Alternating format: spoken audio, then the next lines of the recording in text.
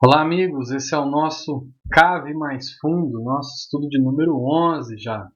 Hoje nós veremos Lucas no capítulo 7, do verso 1 até o 50, ou seja, todo o capítulo, né? Pedimos a Deus aí que nos ajude nessa nossa empreitada para que nós possamos conhecer melhor as Escrituras, nessa revelação de Deus para nós, onde nós conhecemos melhor o nosso Deus, a respeito de nós mesmos e da sua vontade para nós, né? Pelo menos essa aí é a nossa intenção como Igreja Cristã Sal da Terra, no bairro do Almir, na cidade aqui de Uberlândia, ao disponibilizar essa ferramenta para você. Que Deus nos abençoe então nesse processo, né? A gente começa como sempre, fazendo a leitura do texto. Iremos do verso 1 até o 5 aqui a princípio. Tendo terminado de dizer tudo isso ao povo, Jesus entrou em Cafarnaum. Ali estava doente, quase à morte, o servo de um centurião, a quem seu senhor estimava muito. Ele ouviu falar de Jesus e enviou-lhe alguns líderes religiosos dos judeus, pedindo-lhe que fosse curar o seu servo. Chegando-se a Jesus, suplicaram-lhe com insistência: Este homem merece que lhe faças isso, porque ama a nossa nação e construiu a nossa sinagoga.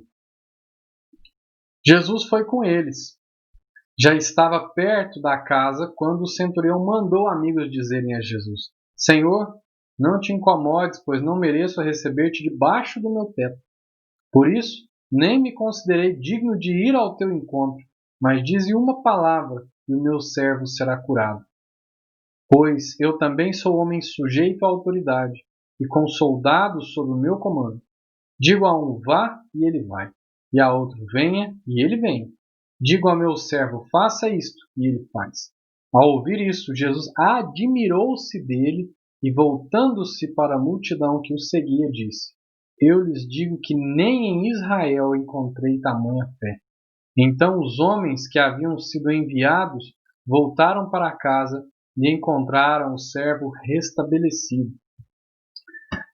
O que a gente já pode ir vendo, né, desse trecho aí que vai do verso 1 até o verso 10, né? Então é uma continuidade. Jesus estava fora de Cafarnaum, agora Jesus, como o texto começa, né, dizendo, a partir ali no comecinho do capítulo, ele entrou na cidade de Cafarnaum, ou seja, ele estava fora de Cafarnaum. Então Jesus entra ali em Cafarnaum e se depara com alguns fariseus que vêm pedir para ele: olha só, tem um servo de um centurião que está doente, precisa, ele merece. É interessante que o texto diz: olha, ele merece que faça isso porque ele ama a nossa pátria e porque ele ajudou lá a construir a nossa sinagoga. Então, ele construiu, né, a nossa sinagoga. Então, ele merece, ele é digno de que faça isso com ele. Então, Jesus vai lá encontrar com esse homem e, quando está chegando na casa, manda o servo lá falar com ele: olha só, não sou digno de que entre na minha casa. É interessante ver essa diferença entre a postura dos fariseus, essa mentalidade meritória dos fariseus, e uma ideia mais clara, né, muito mais próxima do evangelho, que esse centurião, alguém que nem é participante do povo, né, do povo de Deus, tem a respeito do evangelho. Então, centurião, em primeiro lugar, né, para a gente poder deixar aqui bem ressaltado, essa primeira parte do nosso estudo trata-se de Jesus, a ressurreição e a vida. Nós vamos do verso 1 até o 17 tratando, né, vendo que Lucas, de certa forma, está enfatizando isso. Tá? Então eu quero ressaltar essa questão de Jesus sendo aí a ressurreição e a vida. Agora nós vamos tratar dessa questão do personagem, né, ou alguns que estavam ali inseridos nessa história. O centurião. Então, quem era o centurião? O centurião é um comandante romano de uma tropa com aproximadamente 100 homens, por isso uma centúria, né, de 100.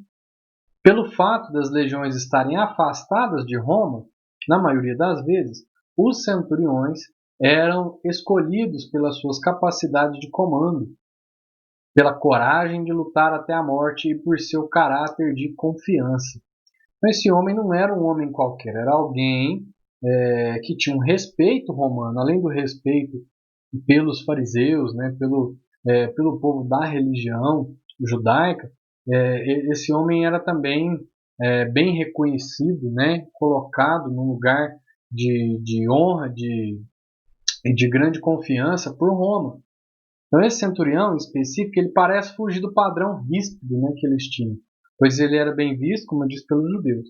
Era alguém próximo da fé judaica pelo fato de reconstruir a sinagoga em Cafarnaum, mas não era circuncidado, pois não foi reconhecido como um judeu. Então aí eles colocam duas características, né, pelo fato dele que o colocam numa condição onde eles falam assim, não, ele é digno disso, ele merece. Uma é que ele ama a pátria. Então, olha, ele é alguém que ama aqui o nosso povo, né? O povo era um povo zeloso pela sua pátria, porque foi algo construído pelo próprio Deus, né? Então eles tinham esse amor. Em segundo lugar, ele reconhece a nossa religião, ele construiu a nossa sinagoga. A sinagoga, né, como nós já vimos, que vem desde a época do exílio, né? É, da, da, onde o pessoal foi levado ao cativeiro. Então, desde essa época desse cativeiro, que se constrói essas sinagogas na ausência do templo, né, eles constroem as sinagogas e isso depois segue, né, permanece mesmo com o retorno às suas terras, né, e a reconstrução do templo, permanecem essas sinagogas. Então, provavelmente era alguém simpatizante, né, o que cria, talvez ele cresce, né, profundamente nas questões ali que eram apresentadas pelo judaísmo, mas ele não era considerado judeu, então, porque ele não era circuncidado. Se ele fosse circuncidado, poderia até mesmo ser reconhecido ali como um judeu que foi acrescentado, né, ao povo, à fé. Ele reconhecia provavelmente pela fama que se espalhara que Jesus tinha poderes sobre as doenças, poderes sobre a vida, né? Então, como nós vimos em várias partes aí dos estudos anteriores, essa fama de Jesus se espalhava por vários lugares. E provavelmente esse homem, esse centurião, ouviu dessa fama e creu, né, nisso, que Jesus tinha esse poder sobre as doenças e autoridade, poder sobre a vida.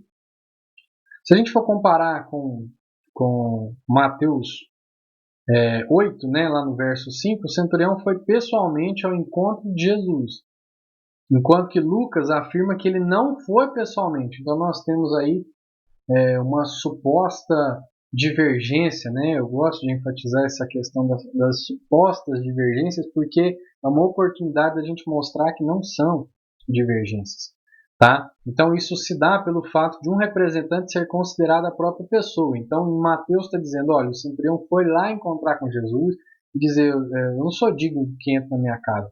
E Lucas está dizendo que nem o centurião foi encontrar com Jesus, mas um servo do centurião foi encontrar com Jesus. Como que um diz que foi o centurião e o outro diz que é o servo? E como que isso pode estar em acordo? Por esse fato, né? Um representante, pelo fato de representar, poderia ser considerado a própria pessoa. Então essa é a resolução que nós temos para isso. Ainda analisando Mateus, no capítulo 8, agora dos versos 5 ao 13, né? Mateus 8, de 5 ao 13 é o trecho que conta essa mesma história. E aí em Mateus a gente vai perceber agora também as perspectivas diferentes, né? Mateus fala com um público e Lucas fala com outro público, por isso tem ênfase diferentes, né? Então se a gente for comparar lá, em Mateus nós encontramos o seguinte registro nos versos 11 e 12. Muitos virão do Oriente e do Ocidente e assentar-se-ão à mesa com Abraão, Isaque e Jacó. E os filhos do reino serão lançados nas trevas exteriores. Olha só que pesado, né, isso que ele fala. Então aqui a gente percebe a diferença do enfoque, né, de Lucas, que escreve para Teófilo, que é um não-judeu, ou seja, o público de Lucas era um público não-judeu. Então, para Lucas não havia necessidade dessa ênfase de que um povo, que era o povo escolhido, seria lançado fora. Isso só faria sentido, ou teria um lugar melhor, né, e um impacto maior se quem fosse ler fosse esse mesmo público que está correndo esse risco, né, vamos colocar dessa forma, de ser lançado fora. Já Mateus, né, que escreve para os judeus, nós temos nele essa ênfase. A mesma história com enfoques diferentes a favor da distinção do público. Então é isso que nós percebemos. Mas algo dá para a gente perceber nesse texto que é importante a gente frisar também, né, que Jesus, então, ele se admirou. O texto diz que Jesus admirou lá Aqui, ó, ao ouvir isso, Jesus admirou-se dele e, voltando-se para a multidão que o seguia, disse: Eu lhes digo que nem em Israel encontrei tamanha fé. Por que Jesus, então, se admirou? Essa é uma das poucas passagens que diz que Jesus se admirou, né? Por que está dizendo que Jesus se admirou e por que Jesus voltou-se para essa multidão? Lembra que eram basicamente três grupos que seguiam Jesus ali nesse meio tempo, né? Eram os apóstolos, eram os discípulos e eram a multidão. Então Jesus vira agora para a multidão. A multidão também poderia representar o todo das pessoas que estavam ali com Jesus, incluindo os outros dois grupos, de apóstolos e discípulos, né? E fala assim, olha, nem em Israel encontrei tamanha fé. Por que nem em Israel? Porque Israel era o corpo, o lugar, né, onde essa fé foi construída. Aonde eles esperavam o Messias, de onde eles deveriam estar em constante espera do Messias, era justamente de Israel, né? Mas nem em Israel, de onde deveria vir essa fé, existe essa fé. Mas ela vem de onde? Ela vem de fora de Israel. E o que isso pode apontar? Talvez você já até tenha pensado nisso agora, né? Sido levado a pensar nisso, com base nos nossos estudos anteriores, é a abrangência do evangelho para além desse povo de Israel agora. Então, quando Jesus vem, esse reino vai para além dele, né? Uma ênfase que Lucas dá constantemente. Nós estamos falando isso desde o comecinho aí dos outros estudos. Então, é por isso que Mateus também fala a respeito desse povo que vem do Oriente e do Ocidente para se assentar à mesa com Abraão, Isaac e Jacó, ou seja, o seio, né, desse povo. No verso 11 até o 13 agora, logo depois, ou seja, logo depois de entrar em Cafarnaum, dessa situação acontecer, Jesus saiu então de Cafarnaum. Jesus foi a uma cidade chamada Naim, e com ele iam os seus discípulos e uma grande multidão. Ao se aproximar da porta da cidade, estavam saindo o enterro do filho único de uma viúva, e uma grande multidão da cidade estava com ela. Ao vê-la, o Senhor se compadeceu dela e disse: Não chore. Depois aproximou-se e tocou no caixão, e os que o carregavam pararam. Jesus disse: Jovem, eu lhe digo, levante-se. Ele se levantou, sentou-se e começou a conversar, e Jesus o entregou à sua mãe. Todos ficaram cheios de temor e louvavam a Deus. Um grande profeta se levantou entre nós, diziam eles. Deus interveio em favor do seu povo.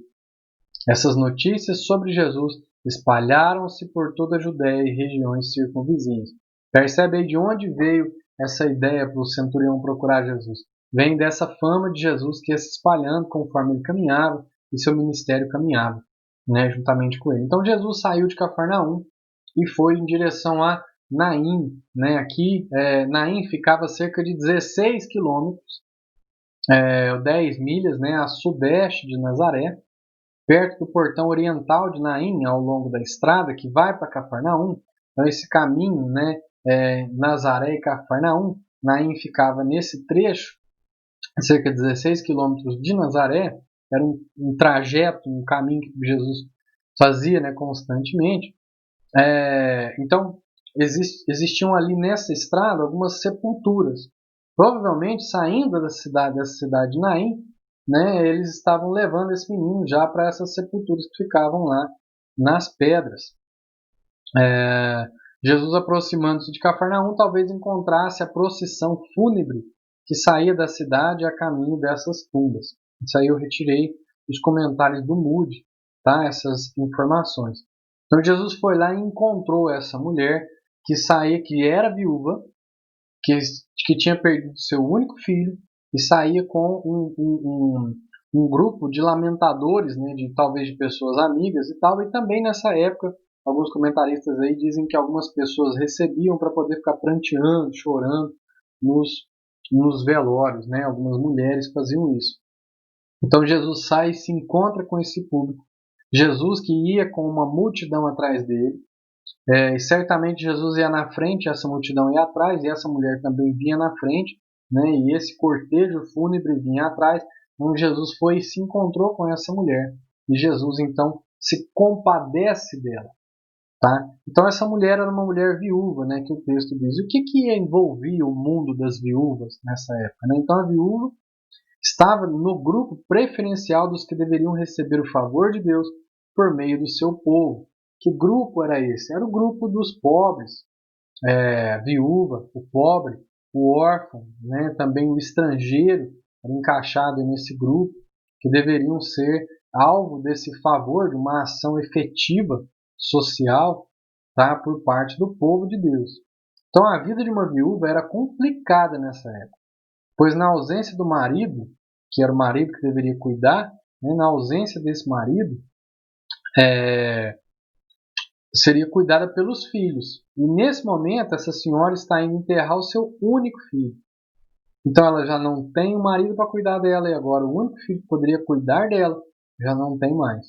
Então essa mulher, que certamente não conseguiu um trabalho, uma remuneração, deveria ser cuidada. É por isso que estava nesse grupo prioritário, né, de cuidado, de ações efetivas de cuidado do povo de Deus. Então agora ela passaria por esse, talvez, né, a gente possa colocar dessa forma, por esse constrangimento, essa situação difícil, porque ninguém que está numa situação de receber favores, que seja de bom caráter, vai ficar satisfeito com essa situação. Essa pessoa ela fica constrangida, mesmo que você às vezes vá dar algo para uma pessoa assim, é necessário entender que a pessoa fica constrangida, porque ninguém gosta de estar numa situação dessa. Então Jesus ele tem compaixão por essa mulher, certamente pela situação dessa mulher, a perda do filho, a perda do marido, né, a tristeza profunda dessa mulher. Então compaixão, né, essa é a palavra que o texto ressalta ao dizer que foi o motivador de Jesus. É no mínimo interessante também a gente perceber que Jesus se compadeceu da mãe. O texto não fala da compaixão pelo rapaz morto. Compaixão é um motivador, né? Algo que muitas vezes os autores ressaltam, que Jesus vê uma multidão, Jesus vê como vê essa mulher, e o que ele tem? Em primeiro lugar, ele tem compaixão, e a partir da compaixão, o seu ministério é exercido. Então, o ministério de Jesus é um ministério compassivo, de quem se compadece com aquele que sofre. E é interessante que o texto não diz que Jesus se compadeceu por causa daquela situação, ou da situação, ou do rapaz que estava morto, mas da mãe. Não, também não quer dizer que Jesus não se importava com isso. O fato é que a morte, aquele que de alguma forma já morreu, ele não está no estado de sofrimento. Né? Ele não está no estado de sofrimento. Agora, a viúva está no estado de sofrimento. A mãe que perde o filho está no estado de sofrimento. E a ela é direcionada essa compaixão de Jesus, e por meio da compaixão ele vai lá e ressuscita o rapaz e devolve essa dignidade, esse cuidado para essa mãe, né? Mostrando mais uma vez, aí nós vamos ressaltar isso mais, mas mostrando a autoridade de Jesus sobre a vida, curando doença e agora ressuscitando mortos. O que o povo diz? O povo diz grande profeta, né? Ele é um grande profeta, que Deus visitou o seu povo. Então essas definições eram o máximo que as pessoas conseguiam chegar por dedução para explicar quem Jesus era. Porque vem esse homem acompanhado de um bando falando coisas muito interessantes a respeito de Deus, trazendo revelações a respeito de Deus, e vai lá e toca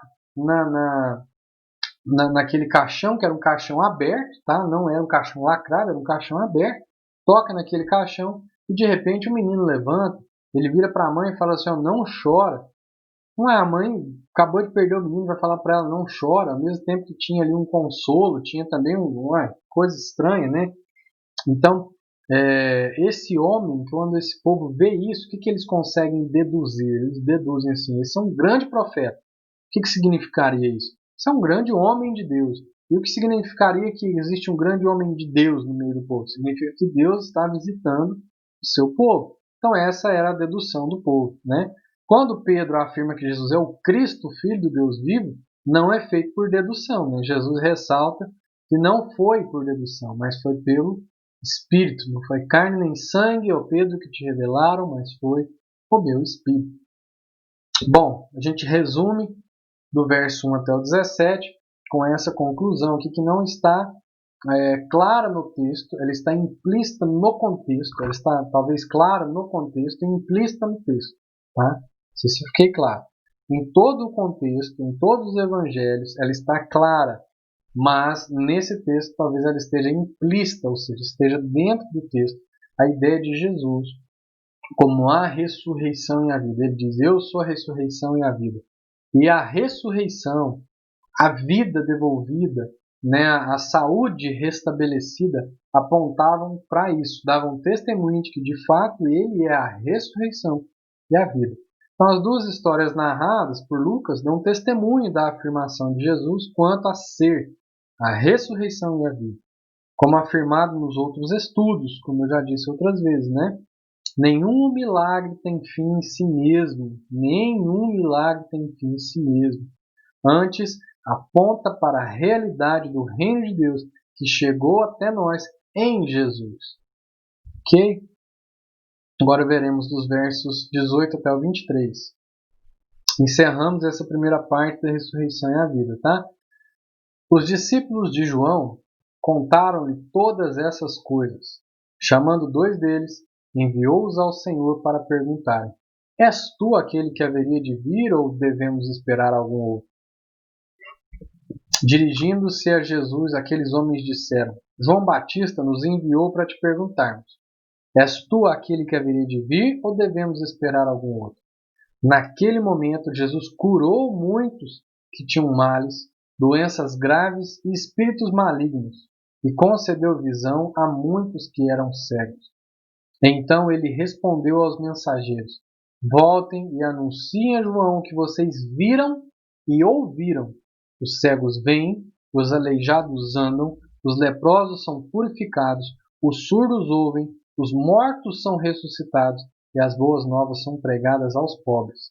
E feliz é aquele que não se escandaliza por minha causa. Aí está, né, uma confusão. Até botei esse títulozinho, até João ficou confuso.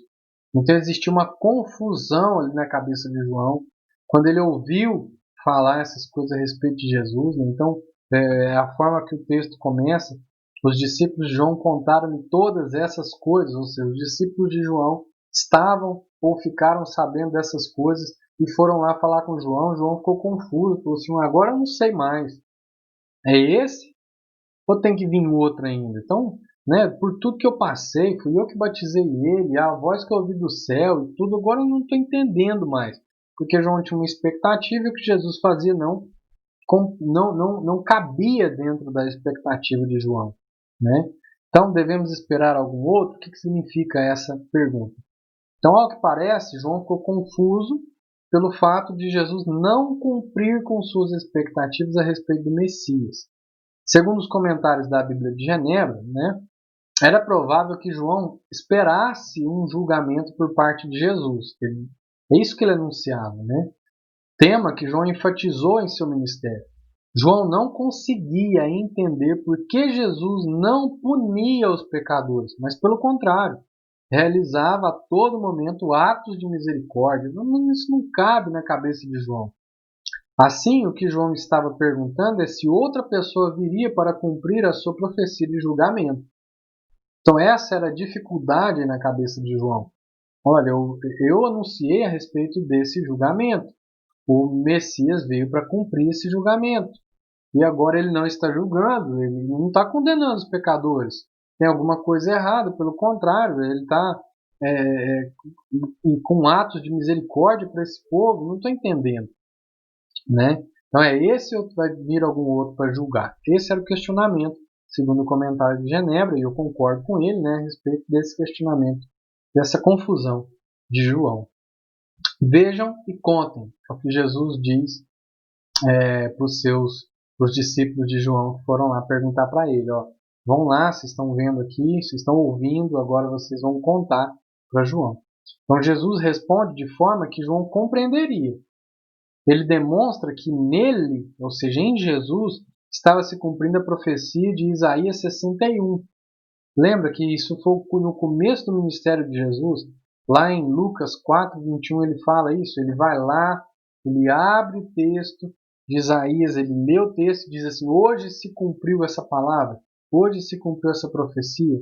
Ou seja, em Jesus se cumpriu. O que dizia? Dizia exatamente isso. Olha só, os coxos vão andar, os cegos vão ver, aos pobres vai ser pregado o evangelho do reino. Então as curas do evangelho chegando até os pobres era a materialização da chegada do reino de Deus. É isso que esse texto significa. Né? E aí essa resposta satisfaria certamente as angústias e a confusão de João. Jesus fala de João. Agora que saiu, Jesus está falando de João. É interessante que Jesus está falando pelas costas. Mas quando Jesus fala pelas costas, ele não está falando mal. Né? Agora ele vai ressaltar quem é João.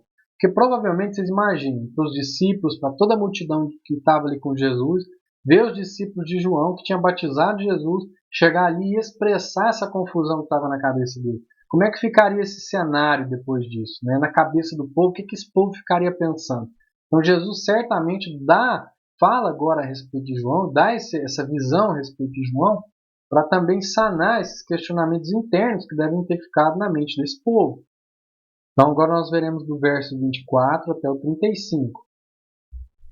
Depois que os mensageiros de João foram embora, Jesus começou a falar à multidão a respeito de João. O que vocês foram ver no deserto? Um caniço, uma vara agitada pelo vento? Ou o que foram ver? Um homem vestido de roupas finas? Ora, os que vestem roupas esplêndidas e se entregam ao luxo estão nos palácios, não no deserto. Afinal, o que foram ver? Um profeta? Sim, eu lhes digo, e mais que um profeta. Este é aquele, agora Jesus dando testemunho de João, este é aquele a respeito de quem está escrito: enviarei o meu mensageiro à tua frente, ele preparará o teu caminho diante de ti. Né? Malaquias nós vimos isso, que diz a respeito disso. Eu lhes digo que entre os que nasceram de mulher não há ninguém maior do que João. Todavia, o menor no reino de Deus é maior do que ele. Todo o povo, até os publicanos, ouvindo as palavras de Jesus, reconheceram que o caminho de Deus era justo, sendo batizado por João. Mas os fariseus e os peritos na lei rejeitaram o propósito de Deus para eles, não sendo batizados por João. Justamente os homens religiosos, né, que se diziam, que se consideravam isentos desse arrependimento pregado por João. João pregava esse arrependimento, esse batismo de arrependimento, mas os homens que estão, como foi, sempre será, eu quero enfatizar isso aqui, os homens que estão satisfeitos com sua vida religiosa, com sua vida devocional, eles nunca se veem na necessidade de arrependimento. Portanto, eles não estão aptos para aceitar as boas novas do reino. Infelizmente, né? A que posso, pois, comparar os homens desta geração? Prosseguiu Jesus. Com que se parecem? São como crianças que ficam sentadas na praça e gritam umas às outras. Nós lhes tocamos flauta, mas vocês não dançaram. Cantamos um lamento, mas vocês não choraram. Pois veio João Batista, que jejua e não bebe vinho, e vocês dizem, ele tem demônio. Veio o Filho do Homem, comendo e bebendo, e vocês dizem, aí está um comilão e beberrão, amigo de publicanos e pecadores. Mas a sabedoria é comprovada por todos os seus discípulos, ou em outra versão, por todos os seus filhos. Né? Então vamos lá entrar em alguns desses pontos quando Jesus está falando a respeito de João. Este é aquele de quem está escrito. Essa é uma das coisas que Jesus afirma a respeito de João. Né? Então Jesus ressalta que João é aquele de quem a promessa falava. Depois do acontecido, Jesus ressalta que apesar da possível dúvida, da confusão mental que João enfrentou, ele era o cumprimento da promessa. Então Jesus está agora sanando a dúvida, não de João. Né? De João, Jesus sanou. Essa confusão mental de João, Jesus sanou. Agora Jesus está tratando o povo a respeito da dúvida que tiveram a respeito de João. Então Jesus está dizendo, este é aquele de quem está escrito. Então Jesus está dizendo, essa sim, era a profecia, a palavra era a respeito dele mesmo. Tá? E ele veio. E eu vou dizer para vocês, ninguém nascido de mulher é maior do que ele. Agora eu vou revelar uma coisa nova para vocês. Aquele menor do reino dos céus será ainda maior do que João. Ué, o que isso quer dizer? Vamos lá. João foi o último dos profetas e aquele que foi arauto da chegada do reino e do rei e de seu reino. Por isso, é o maior dentre os nascidos de mulher em toda a história. Então, João, como o último dos profetas, ele encerrou um ciclo de profetas que apontavam para o Messias. O João vem como o último, com aquele que vem de arauto, que vem anunciar a chegada do rei do reino. Então, dessa forma, de todo o ciclo que se fecha, João foi o maior dos nascidos de mulher. Mas dali para frente, né, João não participou de um novo processo. Então, porém, João estabelece uma linha divisória no tempo, pois apesar de anunciar a chegada, ele não vê seu cumprimento e não está entre aqueles que são as primícias da nova era dos filhos de Deus. Então, agora, quando Jesus vem trazendo essa nova era, ele vem trazendo no reino, o reino é um reino de filhos. E quando Jesus inaugura essa nova era, esse reino, ele vai trazendo essa consciência do Pai Nosso, que João, de certa forma, colaborou, mas ainda ficou no fechamento de um ciclo anterior. Então você está dizendo que João não vai entrar nisso? Não é isso que eu estou dizendo, não é isso que o texto está dizendo. Mas Jesus está fazendo esse comparativo. João fechou um ciclo e agora Jesus inaugura um novo ciclo. Ao que posso comparar essa geração, esse povo, né? Apesar de serem homens religiosos, profissionais da interpretação, da escrita e aplicação da lei de Deus, Jesus ressalta sua infantilidade por se aferrarem à sua tradição religiosa ao ponto de desprezar a revelação de Deus na pessoa de seu filho. Então o povo estava, apesar de serem profissionais, de viverem, de receberem para isso, apesar de falarem muitas verdades, apesar de falarem verdades a respeito da lei de Deus, apesar de funcionarem muitas vezes como fiscais da aplicação dessa lei de Deus na vida do povo. Não estou dizendo nem que isso é ruim, tá? Simplesmente que isso acontecia. Apesar de tudo isso, havia uma distância entre a vida profissional religiosa desse povo e a vida verdadeira revelada em Jesus. Esse povo tão agarrado a essas coisas se tornou infantilizado, parecendo com um menino que fala assim: não vou brincar com você não, porque a sua brincadeira eu não gosto. Coisa muito comum entre as crianças, né? Então Jesus está enfatizando um comportamento infantilizado justamente em favor desse apego, desse aferramento, né? Dessa relação tão íntima com as questões religiosas, onde encontravam sua própria satisfação. Então seu comportamento parece esse, de criança que não quer brincar umas com as outras, né? E aí Jesus diz ao final disso: mas a sabedoria é comprovada por seus discípulos ou filhos, né? Então, aí agora Jesus fez um jogo de palavra, né? Falando sobre a infância da infantilidade e agora falando sobre uma vida adulta, uma vida de sabedoria, uma vida que é capaz de gerar e de cuidar de outros, né? Falando sobre discípulos e filhos. Então, Lucas registra um jogo de palavras usado por Jesus, onde contrasta a infantilidade religiosa com a maturidade da sabedoria, como acabei de dizer, sua capacidade de gerar discípulos ou filhos, conforme outras versões.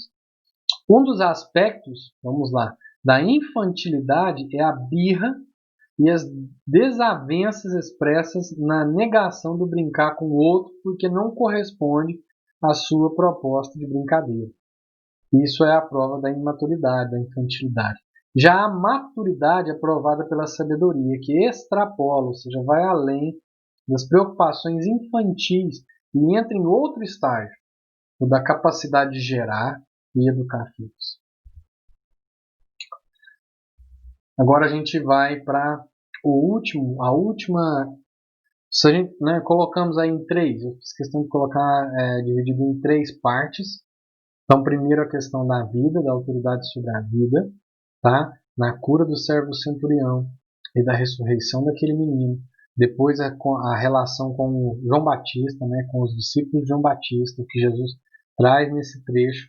E agora, por último, esse encontro na casa de um fariseu, onde nós vamos ler, onde aparece essa adoração constrangedora por meio de uma mulher pecadora, né? Que o texto traz.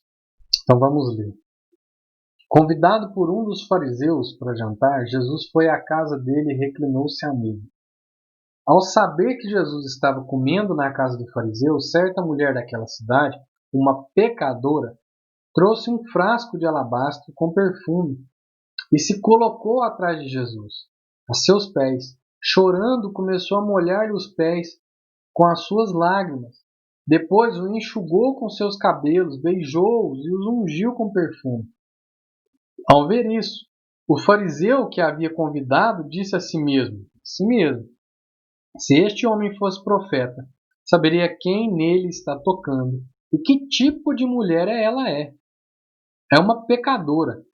Respondeu-lhe Jesus. Jesus respondeu algo que nem verbalmente, né, tinha se manifestado verbalmente, estava no interior. Simão, tenho algo a lhe dizer. Dize, mestre, disse ele. Dois homens deviam a certo credor. Um lhe devia 500 denários e o outro 50. Nenhum dos dois tinha com que lhe pagar, por isso perdoou a dívida de ambos. Qual deles o amará mais? Simão respondeu: suponho que aquele a quem foi perdoada a dívida maior. Você julgou bem, disse Jesus. Em seguida, virou-se para a mulher e disse a Simão. Ele olhou para a mulher, mas disse para o Simão: vê esta mulher? Entrei em sua casa, mas você não me deu água para lavar os pés. Ela, porém, molhou os meus pés com as suas lágrimas e os enxugou com os seus cabelos. Você não me saudou com um beijo, mas essa mulher, desde que entrei aqui, não parou de beijar os meus pés. Você não ungiu a minha cabeça com óleo, mas ela derramou perfume nos meus pés. Portanto, eu lhe digo, os muitos pecados dela lhe foram perdoados, pelo que ela amou muito. Mas aquele a quem pouco foi perdoado, pouco ama. Então Jesus disse a ela: seus pecados estão perdoados. Os outros convidados começaram a perguntar: quem é este que perdoa pecados? Jesus disse à mulher: sua fé a salvou, vá em paz. Uma passagem muito conhecida e muito linda, né, meus irmãos? Muito linda. Eu trouxe esse comentário a respeito de todo esse cenário do William Barclay, que eu acho que ele consegue colocar bem os pontos, tá? Então ele diz assim: a cena ocorre no pátio da casa de Simão, fariseu. As casas dos ricos estavam construídas ao redor de um pátio quadrado. Nesse pátio, muitas vezes havia um jardim e uma fonte, então um lugar bonito, né? E quando fazia calor, se comia ali mesmo. No Oriente, era costume que quando um rabino concorria a uma comida em uma dessas casas, entravam nela todo tipo de pessoas, estavam livres para fazê-lo, para ouvir as pérolas de sabedoria que saltam dos seus lábios. Isso explica a presença da mulher. Não só da mulher, mas de todo mundo que estava ali em volta. Né? De certa forma, um evento público. Nem todo mundo sentava na mesa, os convidados ficavam à mesa, na verdade não era sentado também, né? É por isso que a mulher chega por trás de Jesus, porque na verdade eles colocavam almofadas, a mesa era baixa, e eles se apoiavam como quem se apoia com o cotovelo e coloca as pernas para trás. Então uma mão fica apoiada em cima da almofadinha, a outra pega, com a outra eles pegam a comida, tá? Então a posição é mais ou menos essa, com as pernas para trás. E esse ambiente aberto, onde as pessoas podiam chegar. Os convidados em volta da mesa, os não convidados ao redor deles. Né? Por isso que essa mulher vai até lá. Quando um hóspede entrava na casa, sempre eram feitas três coisas. As três coisas que esse homem não fez com Jesus. Né? O anfitrião punha sua mão no ombro do seu hóspede e lhe dava o beijo da paz. Este era um sinal de respeito que nunca se omitia no caso de um rabino famoso. Os caminhos eram só rastros de terra, e os sapatos consistiam em solas e se mantinham no lugar por meio de tiras que cruzavam o pé. Então, uma sandalinha bem simples, né, rústica. De modo que sempre se punha água fresca sobre os pés do hóspede para limpá-los e aliviá-los. Queimava-se um pingo de incenso sobre a cabeça, ou se colocava uma gota de água de rosas sobre a cabeça, né, para melhorar ali o cheiro e tal, para ungir. As boas maneiras ordenavam que se cumprisse essas coisas. E neste caso não aconteceu nada disso. Esse homem faltou com respeito, nesse caso, de que um anfitrião deveria recebê-lo.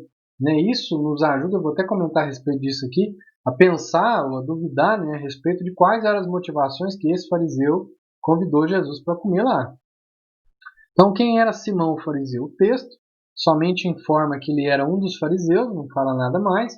Apesar de não apontar a motivação pela qual faz esse convite a Jesus, como eu disse agora, podemos perceber pela falta de trato em sua recepção que não tinha grande estima por Jesus. A mulher pecadora, né? Ela não é reconhecida pelo nome, mas pelo seu adjetivo, pecadora. Essa é a forma com que as mulheres envolvidas em prostituição eram chamadas. Essa mulher não era pecadora em qualquer pecado, não era o pecado de prostituição. Né? Esse era o pecado de características sexuais. Né? Ela era conhecida das pessoas daquele lugar e foi, de certo modo, muito corajosa ao encarar um bando de religiosos avessos até certo ponto às suas práticas. Por que eu coloco que era um grupo de religiosos? Fato, nós sabemos disso, era um fariseu com esse grupo que estava ao redor de Jesus, pessoas que cercavam Jesus era por interesse religioso, ou por busca, ou por crítica, né? E essa mulher conhecida da cidade, aí eu queria ressaltar uma coisa que o texto não traz, mas que pela lógica, pela dedução, nós podemos crer que sim, que inclusive alguns daqueles homens a conheciam pelo seu trabalho, no sentido de serem seus clientes, ainda que não constantemente, às vezes. Porque se a gente percebe essa distância das questões religiosas, das questões da prática, que Jesus vive ressaltando, se nos dias de hoje os homens religiosos constantemente são envolvidos nessas questões imorais da sexualidade, por que nessa época não estaria? Então, certamente, alguns daqueles homens naquele ambiente, é possível isso, né? Eu não estou dizendo que era, porque o texto não diz que era, mas pela lógica, nós podemos pensar que talvez alguns a conhecessem até mesmo intimamente, porque aquela mulher ela era conhecida pela sua fama na cidade e talvez ela poderia ser conhecida mais intensamente do que até mesmo do que se devia, né? O alabastro, o que era o alabastro? Que o texto diz, ressalta que era um vaso de alabastro, uma pedra translúcida usada para fazer recipientes de perfumes caros. Certamente o material foi mencionado por seu valor, né? Então era caro, que é associado ao fato da fama da mulher, induz a pensar na forma como ela adquiriu aquele produto. A atitude da mulher não foi simplesmente o fato dela estar presente que irritou aqueles homens, mas a atitude escandalosa com a qual se aproxima de Jesus. O que o Simão está lá pensando, né? Assim, se Jesus soubesse quem essa mulher é, né? A forma com que ela está tocando nele, se Jesus soubesse, ele não deixaria. Ele, como um homem santo, não deixaria. Então Jesus vai dar a resposta para ele, né? Então essa forma dela também foi um escândalo. É provável que seu desespero pelo pecado e pela carência de uma desespero no sentido de um peso, viu, irmão? Pelo pecado que ela entendia que tinha. E pela carência de um amor diferente, a conduziram até Jesus. Por encontrar nele alguém que poderia tanto perdoar seus pecados e livrá-la do peso do pecado, como fazê-la se sentir amada e cuidada como nunca foi. Afinal, os homens que se aproximavam daquela mulher, né, os interesses deles por ela não eram santos. A história. Coloco história com E, porque não é uma história como um fato acontecido. É uma história porque é ilustrativa, né?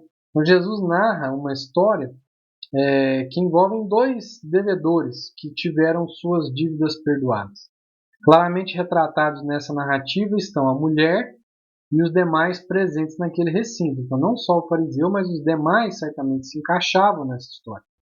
Jesus ressalta que a demonstração extravagante de afeto daquela mulher é fruto do perdão de pecados ou da possibilidade de obtê-los.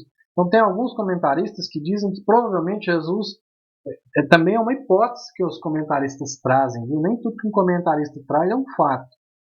Pode ser uma hipótese, assim como eu mencionei aqui agora as questões da hipótese de alguns daqueles homens poderem ter alguma relação com aquela mulher e conhecê-la dessa forma. Tá? Então é hipótese. Trazem aí a hipótese de que aquele de que Jesus encontrou com essa mulher anteriormente e ela teve seus pecados perdoados, e por isso, quando ela se achega a ele, né, apesar dele afirmar depois que seus pecados estão perdoados, ela se achega a ele dessa forma como uma forma de gratidão, de louvor, de adoração, de fato extravagante, né? Mas isso é uma hipótese, não é um fato. Então, ou de que seus pecados foram perdoados, haviam sido perdoados, ou da possibilidade de obtê-los. Essa é a motivação que essa mulher vai até Jesus, né? Jesus, para a indignação dos presentes, afirma à mulher que seus muitos, assim como ele ilustrou na história, ressaltou que seus muitos pecados estão perdoados e que ela, pela fé demonstrada nos atos, foi igualmente salva. E aí eles perguntam, né? De novo, não é a primeira vez. Quem é este que até perdoa pecados? Então, se tem uma coisa que aqueles homens religiosos sabiam, é que somente Deus pode fazer tal coisa. O que nos aponta mais uma vez para essa divindade de Jesus, para o fato de que Jesus é Deus, né? Em síntese, meus irmãos, em síntese, o que nós vimos aí no estudo de hoje? Nós vimos como Lucas narra dois testemunhos consecutivos que mostram a autoridade de Jesus sobre a vida, né? A cura de um servo, o servo do centurião, e a ressurreição de um jovem, do filho da viúva. Nós vimos a confusão de João Batista a respeito do Messias. Nós vimos Jesus ressaltando a promessa cumprida por meio de João, né? Na pessoa de João, e a postura infantil dos religiosos. Nós vimos também a história, agora por último, da mulher que tem seus pecados perdoados na casa de um fariseu e outros homens religiosos.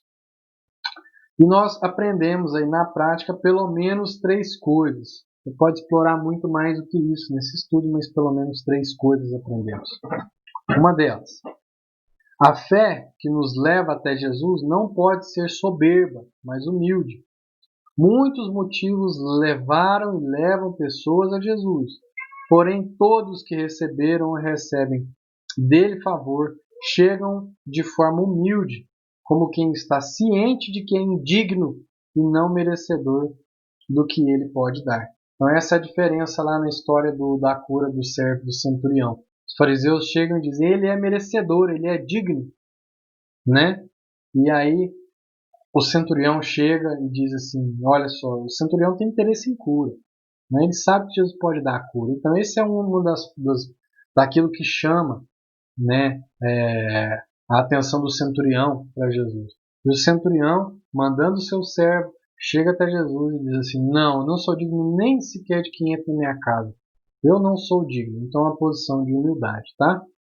Segundo ponto, é de certa maneira natural passar por fases de confusão a respeito da fé.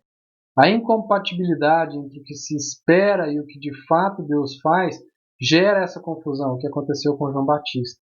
Assim como no caso do João, o que nos traz de volta ao eixo é relembrar das promessas e o seu cumprimento. Foi a forma que Jesus mandou responder a João, né?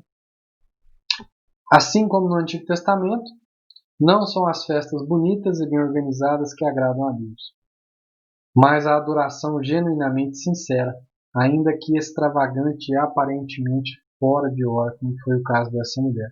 Então aí nós temos pelo menos 3 ensinamentos práticos para a nossa vida que nós podemos colocá-los quanto antes aí dentro das nossas oportunidades.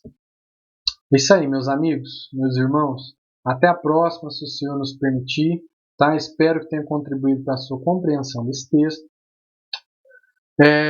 Não deixe de se inscrever no nosso canal, não deixe de curtir, tá? Não deixe de comentar.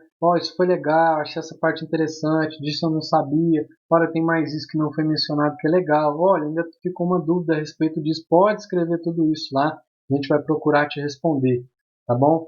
E não deixa também de compartilhar aí usando as hashtags Cave Mais Fundo, Vem Pro Dom, a Igreja que Serve. E até o próximo estudo, se assim o Senhor nos permitir.